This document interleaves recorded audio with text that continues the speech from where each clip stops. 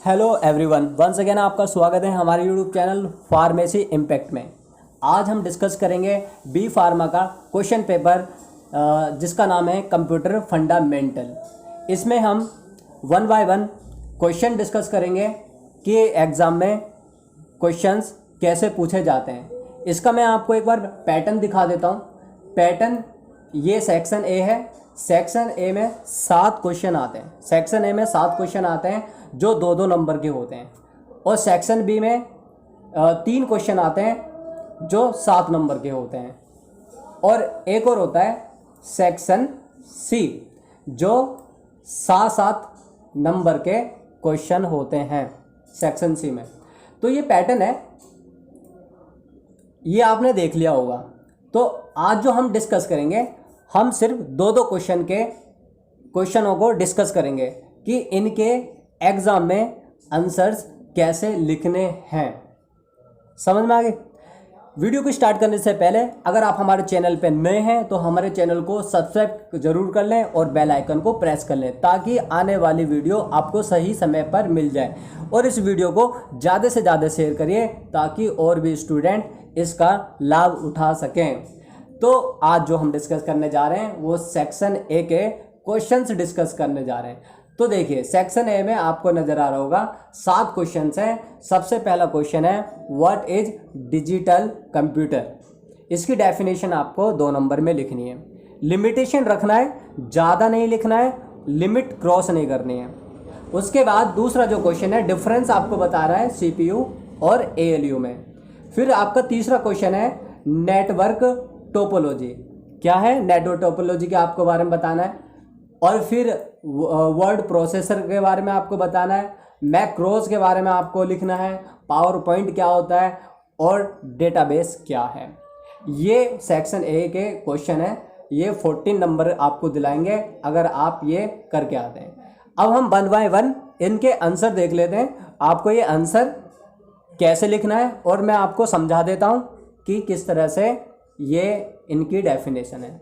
तो मैंने पहले से ही बना के रखे हुए हैं जिससे कि आपका टाइम वेस्ट ना हो। तो ये रहे।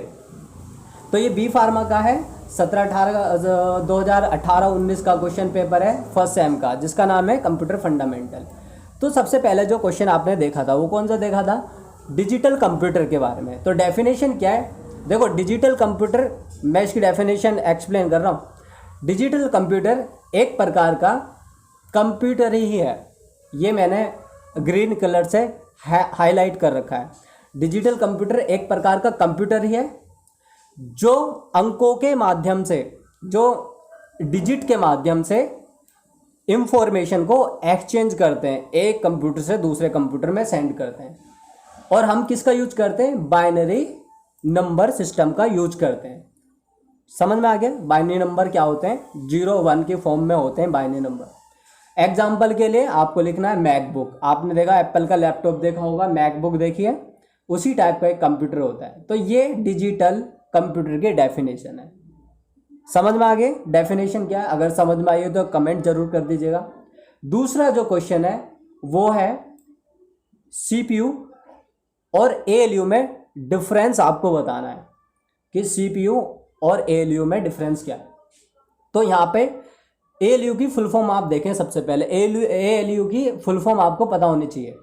तो एएलयू की फुल फॉर्म है अर्थमेटिक लॉजिकल यूनिट। ये किस लिए करती है, किस लिए यूज होता है? कंप्यूटर के अंदर, ध्यान से सुनना, कंप्यूटर के अंदर जितना भी कैलकुलेशन का पार्ट है, डिवाइड, मल्टीप्लाई, माइनस, प्लस, ये एएलयू करता है। बात समझ में आ गई?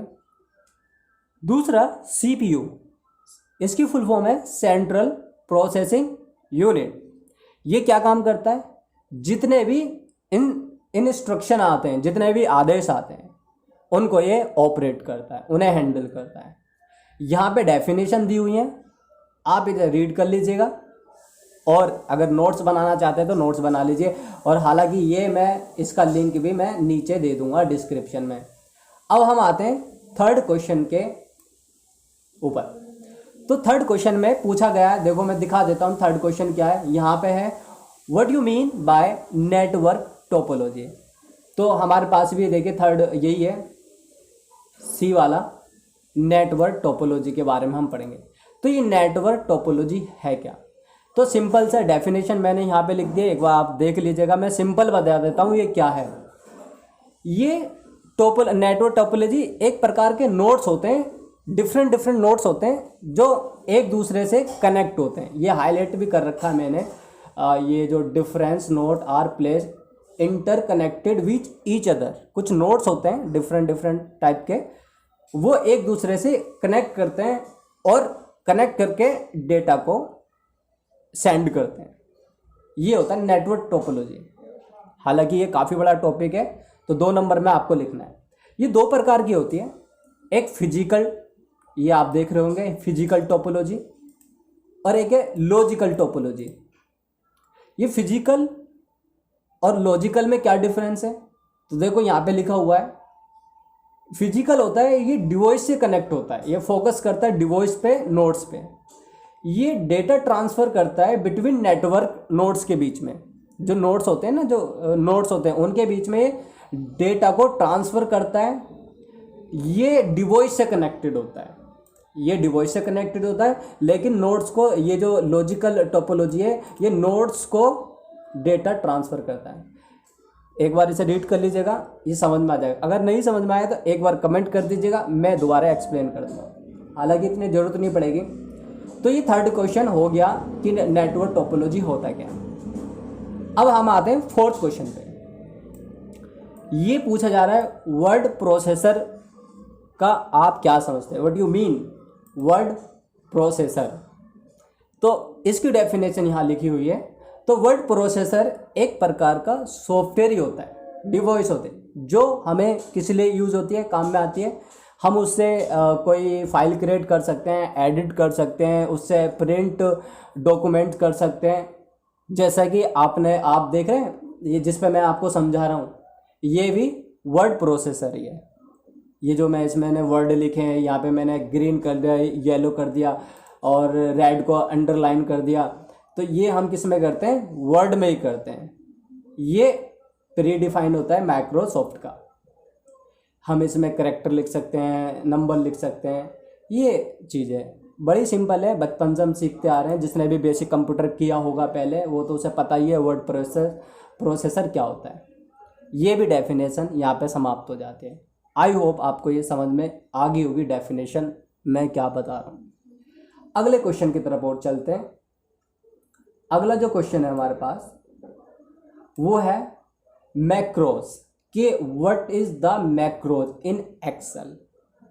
ओके, बहुत इंपॉर्टेंट क्वेश्चन है, कंपनियों में काफ़ी काम आता है, काम भी चलता है। तो मैक्रोज है क्या? तो मैं आपको डेफिनेशन बताता हूँ, सिंपल सी, आप इसे एक बार अपने आप से रीड कर लीजिए, लिख आइएगा।